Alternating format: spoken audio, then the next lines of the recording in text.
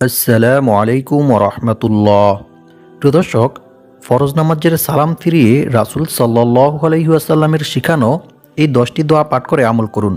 ইনশাআল্লাহ আল্লাহ তাআলা মৃত্যুর পর আপনাকে সরাসরি জান্নাতে প্রবেশ করাবেন এবং আল্লাহ পাক রব্বুল আলামিন আপনার সকল বিপদ আপদ, বালা মুসিবত, দুঃখ কষ্ট, দুশ্চিন্তা ও দারিদ্রতা দূর করে দিবেন এবং আল্লাহ পাক রব্বুল আলামিনের নিকট আপনি এই দোয়াগুলি পাঠ করে যা চাইবেন আল্লাহ তাআলা আপনাকে তাই দান করবেন, অর্থাৎ আপনার দোয়া আল্লাহ তাআলা কবুল করবেন ইনশাআল্লাহ। সম্মানিত ভিউয়ার্স, ফরজ নামাজের সালাম ফিরিয়ে কোন 10টি দোয়া পাঠ করিলে আল্লাহ তাআলা আপনাকে এই সকল পুরস্কারগুলি দান করবেন, সেই 10টি দোয়া সম্পর্কে জানতে চাইলে ভিডিওটি স্কিপ না করে সম্পূর্ণ ভিডিওটি মনোযোগ দিয়ে দেখতে থাকুন। আর ভিডিওটি ভালো লাগলে লাইক, কমেন্ট, শেয়ার করে চ্যানেলটি সাবস্ক্রাইব করে আমাদের পাশে থাকুন। সম্মানিত ভিউয়ার্স, আমি আশা করছি যারা আল্লাহকে ভালোবাসেন, আল্লাহর রাসূল সাল্লাল্লাহু আলাইহি ওয়াসাল্লামকে ভালোবাসেন এবং মৃত্যুর পর বিনা হিসেবে সরাসরি জান্নাতে যেতে চান, তারা অবশ্যই ভিডিওটি না টেনে সম্পূর্ণ ভিডিওটি মনোযোগ দিয়ে দেখবেন ইনশাআল্লাহ। সম্মানিত ভিউয়ার্স, মুমিনের প্রতিটি কাজ ও মুহূর্ত আমল ও ইবাদত। যখন সব কিছু আল্লাহর হুকুম ও রাসূল সাল্লাল্লাহু আলাইহি ওয়াসাল্লামের সুন্নত অনুযায়ী হয়, তখন সব কিছু ইবাদতে পরিণত হয় এবং সওয়াবযোগ্য হয়। আল্লাহ তাআলা বান্দার জন্য এর সব কিছু পূর্ণময় করে দেন। সুবহানাল্লাহ। অন্য সব কিছুর মতোই প্রত্যেক ফরজ নামাজের শেষে কিছু আমল রয়েছে। আমলগুলো করিলে বান্দার জীবন সুন্দর, বরকতময় ও সুশৃঙ্খল হয়। আল্লাহর রাসূল সাল্লাল্লাহু আলাইহি ওয়াসাল্লাম বলেন, প্রত্যেক ফরজ নামাজের শেষে কিছু দোয়া রয়েছে। যে ব্যক্তি এই দোয়াগুলো পড়ে বা কাজে লাগায়, সে কখনো ক্ষতিগ্রস্ত হবে না। সুবহানাল্লাহ, আল্লাহু আকবার। মুসলিম শরীফ, হাদিস নং 1237। সম্মানিত ভিউয়ার্স, এখন আমি আপনাদেরকে জানিয়ে দিব ফরজ নামাজের শেষে রাসূল সাল্লাল্লাহু আলাইহি ওয়াসাল্লাম যে 10টি মাসনুন দোয়া সব সময় পাঠ করতেন এবং আমাদেরকেও অতি গুরুত্বের সহিত এই দোয়াগুলি পাঠ করতে বলেছেন। তার আগে আমরা জান্নাতের কিছু নাজু নিয়ামত সম্পর্কে জেনে নেই। জান্নাতের নিয়ামতসমূহ। জান্নাতবাসীদের জন্য আল্লাহ তাআলা অফুরন্ত নিয়ামত প্রস্তুত করে রেখেছেন। যেমন আল্লাহ তাআলা বলেন, ওয়া ইযা রাআইতা সাম্মা রাআইতা নাঈমান ওয়া মুলকান কাবীরা। অর্থ, আর যখন তুমি সেখানে দেখবে, তখন দেখতে পাবে ভোগবিলাসের উপকরণ ও বিশাল রাজ্য। সূরা দাহার, আয়াত নং 20। অন্য এক আয়াতে আল্লাহ তাআলা আরও বলেন, ফাআম্মা মান সাকুলাত মাওয়াজিনু ফাহুয়া ফি ঈশাতির রাদিয়াহ ওয়া আম্মা মান খাফফাত মাওয়াজিনু ফাউম্মুহু হাওিয়া। অর্থ, তখন যার নেকির পাল্লা ভারী হবে, সে লাভ করবে সন্তোষজনক স্থান, অর্থাৎ জান্নাত। আর যার নেকির পাল্লা হালকা হবে, তার অবস্থান হবে জাহান্নাম। নাউযু বিল্লাহি মিন যালিক। সূরাতুল কারিয়া, আয়াত নং 6 থেকে 9। সম্মানিত ভিউয়ার্স, আল্লাহ তাআলার নেককার বান্দাবান্দীদের জন্য যে কত সুন্দর করে জান্নাত প্রস্তুত করে রেখেছেন, তা আমরা কল্পনাও করতে পারবো না। কারণ রাসূল সাল্লাল্লাহু আলাইহি ওয়াসাল্লাম বলেছেন, জান্নাত যে আল্লাহ তাআলা কি পরিমাণ সুন্দর করে সৃষ্টি করেছেন, তা দুনিয়ার কোনো মানুষ কল্পনাও করতে পারবে না। সুবহানাল্লাহ, আল্লাহু আকবার। সম্মানিত ভিউয়ার্স, আল্লাহ পাক রব্বুল আলামিন তার নেককার বান্দাবান্দীদের জন্য জান্নাত এতটাই সুন্দর করে প্রস্তুত করে রেখেছেন। সুবহানাল্লাহ। সম্মানিত ভিউয়ার্স, আমরা যদি আল্লাহর হুকুম মানার পাশাপাশি জান্নাতে যাওয়ার জন্য রাসূল সাল্লাল্লাহু আলাইহি ওয়াসাল্লামের শিখানো এই 10টি দোয়া পাঠ করে আমল করি, তাহলে ইনশাআল্লাহ আল্লাহ তাআলা আমাদের জন্য জান্নাতের পথকে সহজ করে দিবেন। সুবহানাল্লাহ। সম্মানিত ভিউয়ার্স, জান্নাত হচ্ছে চির সুখ শান্তির জায়গা, আরাম আয়েশের জায়গা। সেখানে নাই কোনো কষ্ট এবং নাই কোনো ক্লান্তি এবং কোনো পরিশ্রমও করতে হবে না। জান্নাতবাসীরা জান্নাতের মধ্যে আল্লাহ তাআলার মেহমানের মতো থাকবে। সেখানে জান্নাতি বান্দাবান্দিরা যা খেতে চাইবে, আল্লাহ তাআলা তাই তাদের সামনে প্রস্তুত করে দিবেন। সুবহানাল্লাহ। সম্মানিত ভিউয়ার্স, জান্নাতের মধ্যে রয়েছে অসংখ্য অগণিত সুন্দর সুন্দর পশু পাখি। জান্নাতবাসীরা যেটাই খেতে চাইবে, সেটাই বুনা হয়ে তাদের সামনে চলে আসবে। সুবহানাল্লাহ। এছাড়াও রাসূল সাল্লাল্লাহু আলাইহি ওয়াসাল্লাম বলেছেন, জান্নাতের মধ্যে রয়েছে দুধের নহর, শরবতের নহর। আর জান্নাতের মধ্যে রয়েছে জান্নাতি বান্দাবান্দীদের জন্য এত বড় ফল গাছ, যে ফল গাছের ছায়া একটি তেজস্ব গোরা 1000 বছর পর্যন্ত দৌড়ালেও তার ছায়া অতিক্রম করতে পারবে না। সুবহানাল্লাহ। আর সেই সব ফল গাছের মধ্যে রয়েছে অসংখ্য অগণিত ফল এবং প্রত্যেকটি ফলের মধ্যে রয়েছে বিভিন্ন রকমের স্বাদ। জান্নাতি বান্দাবান্দিরা যেই স্বাদেই ফলগুলি খেতে চাইবে সেই স্বাদেই তাদের সামনে ফলগুলি প্রস্তুত হয়ে চলে আসবে। সুবহানাল্লাহ। সম্মানিত ভিউয়ার্স, এছাড়াও জান্নাতের মধ্যে জান্নাতি নেককার বান্দাবান্দিরা যা মন চায় তাই করতে পারবে, সেখানে কোনো বাধা থাকবে না। সুবহানাল্লাহ। সম্মানিত ভিউয়ার্স, জান্নাতের মধ্যে জান্নাতি বান্দাবান্দিরা কতক্ষণ সময় পর্যন্ত থাকবে এই সম্পর্কে জানার জন্য সাহাবাই কেরামরা রাসূল সাল্লাল্লাহু আলাইহি ওয়াসাল্লামের নিকট প্রশ্ন করলেন, ইয়া রাসূলুল্লাহ সাল্লাল্লাহু আলাইহি ওয়াসাল্লাম, জান্নাতের মধ্যে জান্নাতি নেককার বান্দাবান্দিরা কতক্ষণ সময় পর্যন্ত থাকবে? এই প্রশ্নের উত্তরে রাসূল সাল্লাল্লাহু আলাইহি ওয়াসাল্লাম একটি উদাহরণ দিয়ে বললেন, মনে করো এই সম্পূর্ণ পৃথিবীটাকে সরিষার গোডাউনে পরিণত করা হয়েছে। পৃথিবীর শুরু থেকে নিয়ে শেষ পর্যন্ত এবং আসমান থেকে নিয়ে জমিন পর্যন্ত সম্পূর্ণ জায়গাটাকে সরিষা দ্বারা ভরপুর করে রাখা হয়েছে। আর আসমান থেকে আল্লাহ তাআলা একটি কবুতরকে বললেন, হে কবুতর, তুমি দুনিয়াতে যাও আর একটি সরিষার দানা আনো। কবুতরটি দুনিয়াতে আসলেন এবং একটি সরিষার দানা নিয়ে গেলেন। অতঃপর আল্লাহ পাক রব্বুল আলামিন আবার 500 বছর পরে ওই কবুতরটিকে বললেন, হে কবুতর, তুমি আবার দুনিয়াতে যাও, আরও একটি সরিষার দানা আনো। কবুতরটি আল্লাহর হুকুম মতো আরও একটি সরিষার দানা নিয়ে গেলেন। এভাবে সে 500 বছর পর পর দুনিয়া থেকে একটি একটি করে সরিষার দানা নিয়ে গিয়ে সম্পূর্ণ পৃথিবীটাকে খালি করে ফেলবে। কিন্তু জান্নাতি বান্দাবান্দীদের জীবন অর্থাৎ পরকালের জীবন শেষ হবে না। সুবহানাল্লাহ, আল্লাহু আকবার। জান্নাতি বান্দাবান্দীরা অনন্তকাল পর্যন্ত সুখে শান্তিতে জান্নাতে বসবাস করবে। আল্লাহু আকবার। সম্মানিত ভিউয়ার্স, দুনিয়াতে আমরা অল্প কিছু সময় সুখ শান্তিতে থাকার জন্য কতই না কষ্ট করি, কতই না পরিশ্রম করি, এমনকি অনেক অবৈধ পন্থায় টাকা পয়সা উপার্জন করি। কিন্তু আল্লাহ তাআলা যে আমাদের জন্য এরকম সুন্দর সুখ শান্তির জায়গা জান্নাত প্রস্তুত করে রেখেছেন, সে জান্নাতের জন্য কি আমরা কোনো চিন্তা ফিকির করিতেছি? মনে হয় না। আজকের ভিডিওতে আমি আপনাদেরকে রাসূল সাল্লাল্লাহু আলাইহি ওয়াসাল্লামের শিখানো এরকম 10টি দোয়া শিখিয়ে দেব, যে 10টি দোয়া পাঠ করে আমল করিলে আল্লাহ তাআলা আপনার জন্য জান্নাতের পথকে সহজ করে দিবেন এবং মৃত্যুর পর আল্লাহ পাক রব্বুল আলামিন আপনাকে বিনা হিসেবে সরাসরি জান্নাতে প্রবেশ করাবেন। সুবহানাল্লাহ। সম্মানিত ভিউয়ার্স, তো চলুন এখন আমরা জান্নাতে যাওয়ার সেই 10টি দোয়া সম্পর্কে জেনে নেই। আনাস ইবনু মালিক রাদিয়াল্লাহু তাআলা আনহু থেকে বর্ণিত, তিনি বলেন, আমি রাসূল সাল্লাল্লাহু আলাইহি ওয়াসাল্লামকে বলতে শুনেছি, রাসূল সাল্লাল্লাহু আলাইহি ওয়াসাল্লাম বলেছেন, বরকতময় আল্লাহ তাআলা বলেন, হে আদম সন্তান, যতক্ষণ আমাকে তুমি ডাকতে থাকবে এবং আমার পক্ষ থেকে ক্ষমা পাওয়ার আশায় থাকবে, তোমার গুনাহের পরিমাণ যতই অধিক হোক না কেন আমি তোমাকে ক্ষমা করে দেব, এতে আমি কোনো পরোয়া করব না। সুবহানাল্লাহ। অতঃপর আল্লাহ পাক রব্বুল আলামিন আবার বলেন, হে আদম সন্তান, তোমার গুনাহের পরিমাণ যদি আসমানের কিনারা বা মেঘমালা পর্যন্ত পৌঁছে যায়, তারপরেও তুমি আমার নিকট ক্ষমা প্রার্থনা করো, আমি তোমাকে ক্ষমা করে দেব, এতে আমি কোনো পরোয়া করব না। সুবহানাল্লাহ। অতঃপর আল্লাহ পাক রব্বুল আলামিন আবার বলেন, হে আদম সন্তান, তুমি যদি সম্পূর্ণ পৃথিবী পরিমাণ গুনাহ নিয়েও আমার নিকট আসো এবং আমার সঙ্গে কাউকে অংশীদার তথা শরিক না করে থাকো, তাহলে আমিও তোমার নিকট সম্পূর্ণ পৃথিবী পরিমাণ ক্ষমা নিয়ে হাজির হব। সুবহানাল্লাহ, আল্লাহু আকবার। জামিয়া তিরমিজি, হাদিস নং 3540। সম্মানিত ভিউয়ার্স, সুতরাং আমাদেরকে কখনোই আল্লাহর রহমত থেকে নিরাশ হওয়া যাবে না। আমরা যতই গুনাহ করি না কেন, অবশ্যই সর্বদা সর্ব অবস্থায় সবসময় আল্লাহ তাআলার রহমতের আশায় থাকতে হবে। কারণ আল্লাহ তাআলা বলেন, লা তাকনাতু মির রাহমাতিল্লাহ, হে আমার বান্দা বান্দিরা, তোমরা আমার রহমত থেকে নিরাশ হইও না। সুতরাং আমাদেরকে সর্ব অবস্থায় সবসময় আল্লাহর রহমতের আশায় থাকতে হবে।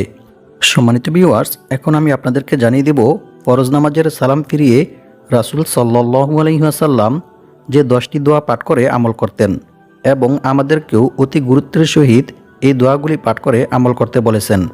নাম্বার 1, আল্লাহর রাসূল সাল্লাল্লাহু আলাইহি ওয়াসাল্লাম ফরজ নামাজের সালাম ফিরিয়েই একবার জোরে আল্লাহু আকবার পাঠ করতেন। ইবনে আব্বাস রাদিয়াল্লাহু তাআলা আনহু বলেন, আমি ওই তাকবীরের আওয়াজ শুনে রাসূল সাল্লাল্লাহু আলাইহি ওয়াসাল্লামের নামাজ শেষ হওয়া বুঝতে পারতাম। বুখারী শরীফ ও মুসলিম শরীফ। নাম্বার 2, রাসূল সাল্লাল্লাহু আলাইহি ওয়াসাল্লাম প্রত্যেক ফরজ নামাজের শেষে 3 বার আস্তাগফিরুল্লাহ আস্তাগফিরুল্লাহ আস্তাগফিরুল্লাহ পাঠ করতেন। মুসলিম শরীফ হাদিস নং 1222। সম্মানিত ভিউয়ার্স, ইস্তেগফার যে শুধু নামাজের পরই পাঠ করতে হবে এমনটা নয়, বরং সর্ব অবস্থায় সব সময় বেশি বেশি তাওবা ইস্তেগফার পাঠ করতে হবে। আর বেশি বেশি তাওবা ইস্তেগফার পাঠ করিলে যে শুধু গুনাহ মাফ হয় এমনটাও নয়, বরং আল্লাহ তাআলা বান্দার ইস্তেগফারের মধ্যে রেখেছেন অসংখ্য অগণিত পুরস্কার ও উপকার। সুবহানাল্লাহ। বান্দা যদি আল্লাহর ভয়ে, আল্লাহর আযাবের ভয়ে গুনাহ থেকে পবিত্র হওয়ার জন্য ইস্তেগফার পাঠ করে, তাহলে আল্লাহ তাআলা বান্দাকে অসংখ্য অগণিত পুরস্কার দান করেন। সুবহানাল্লাহ। আল্লাহ তাআলা বলেন, আর যে ব্যক্তি আল্লাহকে ভয় করবে, আল্লাহ তাআলা তার সমস্ত সমস্যা থেকে উত্তরণের পথ বের করে দিবেন। আর আল্লাহ তাআলা তাকে এমন জায়গা থেকে রিজিক দান করবেন যা সে কল্পনাও করতে পারবে না। অর্থাৎ তার ধারণার বাইরে থেকে গায়বীভাবে আল্লাহ তাআলা তার রিজিকের ব্যবস্থা করে দিবেন। সুবহানাল্লাহ, আল্লাহু আকবার। আর যে ব্যক্তি আল্লাহর উপর ভরসা করবে, তার জন্য তিনিই যথেষ্ট হবেন। নিশ্চয়ই আল্লাহ তাআলা তার মনের সকল ইচ্ছা পূরণ করবেনই। সুবহানাল্লাহ। সূরাতুত তলাক আয়াত নং 2-3। সম্মানিত ভিউয়ার্স, আল্লাহ তাআলাকে ভয় করার সর্বোত্তম মাধ্যম হচ্ছে তাওবা ইস্তেগফার করা, ক্ষমা প্রার্থনা করা। বান্দার দ্বারা ইচ্ছায় কিংবা অনিচ্ছায় কোনো গুনাহ সংঘটিত হয়ে গেলে বান্দা যদি আল্লাহর ভয়ে, আল্লাহর আযাবের ভয়ে আল্লাহ তাআলার নিকট তাওবা ইস্তেগফার করে, ক্ষমা প্রার্থনা করে, তাহলে আল্লাহ তাআলা অনেক খুশি হন। আল্লাহ তাআলা বান্দার এই তাওবা ইস্তেগফার অনেক ভালোবাসেন। রাসূল সাল্লাল্লাহু আলাইহি ওয়াসাল্লাম বলেছেন, মরুভূমিতে হারিয়ে যাওয়া উট খুঁজে পেয়ে উটের মালিক যতটা খুশি হয়, যখন কোনো গুনাহগার বান্দা আল্লাহ তাআলার নিকট তাওবা ইস্তেগফার করে, ক্ষমা প্রার্থনা করে, তখন আল্লাহ তাআলা এর চাইতেও অনেক অনেক বেশি খুশি হন। সুবহানাল্লাহ। এছাড়াও রাসূল সাল্লাল্লাহু আলাইহি ওয়াসাল্লাম বলেছেন, যে ব্যক্তি বেশি বেশি তাওবা ইস্তেগফার পাঠ করবে, আল্লাহ তাআলা তার সমস্ত সমস্যা থেকে উত্তরণের পথ বের করে দিবেন। আল্লাহ পাক রব্বুল আলামিন তার সকল বিপদ আপদ, বালা মুসিবত, দুঃখ কষ্ট, দুশ্চিন্তা ও দারিদ্রতা দূর করে দিবেন এবং আল্লাহ পাক রব্বুল আলামিন তাকে এমন জায়গা থেকে রিজিক দান করবেন যা সে কল্পনাও করতে পারবে না। সুবহানাল্লাহ। সুনানে আবু দাউদ হাদিস নং 1518। সম্মানিত ভিউয়ার্স, এখন আমি আপনাদেরকে এরকম 2টি ইস্তেগফার শিখিয়ে দেব, যেই 2টি ইস্তেগফার পাঠ করিলে আল্লাহ তাআলা আপনার জীবনের সকল গুনাহ ক্ষমা করে দিবেন এবং আল্লাহ পাক রব্বুল আলামিন আপনার সকল বিপদ আপদ, বালা মুসিবত, দুঃখ কষ্ট, দুশ্চিন্তা ও দারিদ্রতা দূর করে দিবেন। ইস্তেগফার 2টির মধ্য থেকে প্রথমটি হচ্ছে আল্লাহুম্মা গফিরলি যামবি ওয়া ওয়াসি'লি ফি দারি ওয়া বারিকলি ফি রিজকি। এই ইস্তেগফারটি পাঠ করিলে আল্লাহ তাআলা আপনার সকল অভাব অনটন, দারিদ্রতা, বিপদ আপদ, বালা মুসিবত, দুশ্চিন্তা দূর করে দিবেন। আরেকটি হচ্ছে লা হাওলা ওয়ালা কুওয়াতা ইল্লা বিল্লাহ। এই ইস্তেগফারটি পাঠ করিলে আল্লাহ তাআলা আপনার রিজিক বৃদ্ধি করে দিবেন। সুবহানাল্লাহ। আর 2 নং ইস্তেগফারটি হচ্ছে আস্তাগফিরুল্লাহাল আযীম আল্লাযী লা ইলাহা ইল্লা হুয়াল হাইয়ুল কাইয়্যুম ওয়া আতুবু ইলাইহি। এই ইস্তেগফারটি পাঠ করিলে আল্লাহ তাআলা আপনার জীবনের সকল গুনাহ ক্ষমা করে দিবেন। সুবহানাল্লাহ। তবে ইস্তেগফারটি রাতে ঘুমানোর পূর্বে পাঠ করতে হবে। নাম্বার 3, রাসূল সাল্লাল্লাহু আলাইহি ওয়াসাল্লাম ফরজ নামাজের শেষে আল্লাহুম্মা আনতাস সালাম ওয়া মিনকাস সালাম তাবারাকতা ইয়া যাল জালালি ওয়াল ইকরাম, এই দোয়াটি পাঠ করতেন। যে ব্যক্তি দোয়ার মধ্যে এই ইসমে আজমটি পাঠ করে আল্লাহ তাআলার নিকট দোয়া করবে, আল্লাহ তাআলা অবশ্যই তার দোয়া কবুল করবেন এবং সে ব্যক্তি আল্লাহ তাআলার নিকট যা চাইবেন আল্লাহ তাআলা তাকে তাই দান করবেন। সুবহানাল্লাহ, আল্লাহু আকবার। নাম্বার 4, রাসূল সাল্লাল্লাহু আলাইহি ওয়াসাল্লাম বলেছেন, যে ব্যক্তি প্রত্যেক ফরজ নামাজের শেষে 33 বার সুবহানাল্লাহ, 33 বার আলহামদুলিল্লাহ, 33 বার আল্লাহু আকবার, এভাবে 99 বার এই তাসবিহগুলি পাঠ করার পরে একবার লা ইলাহা ইল্লাল্লাহু ওয়াহদাহু লা শারীকা লাহু লাহুল মুলকু ওয়া লাহুল হামদু ওয়া হুয়া আলা কুল্লি শাইইন কাদির, এই তাসবিহটি পাঠ করে 100 বার পূর্ণ করবে, আল্লাহ পাক রব্বুল আলামিন তার জীবনের সকল গুনাহ ক্ষমা করে দিবেন। সুবহানাল্লাহ। যদিও তা সমুদ্রের ফেনারাশি পরিমাণ হয়ে থাকে। মুসলিম শরীফ হাদিস নং 1240। নাম্বার 5, রাসূল সাল্লাল্লাহু আলাইহি ওয়াসাল্লাম বলেছেন, যে ব্যক্তি প্রত্যেক ফরজ নামাজের শেষে একবার আয়াতুল কুরসি পাঠ করবে সেই ব্যক্তির জন্য জান্নাতে প্রবেশের পথে মৃত্যু ব্যতীত আর কোনো কিছুই বাধা থাকবে না। সুবহানাল্লাহ। অর্থাৎ ওই ব্যক্তি মৃত্যুবরণ করার সাথে সাথেই জান্নাতে চলে যাবে। সুবহানাল্লাহ, আল্লাহু আকবার। সুনানে নাসাই, হাদিস নং 9448।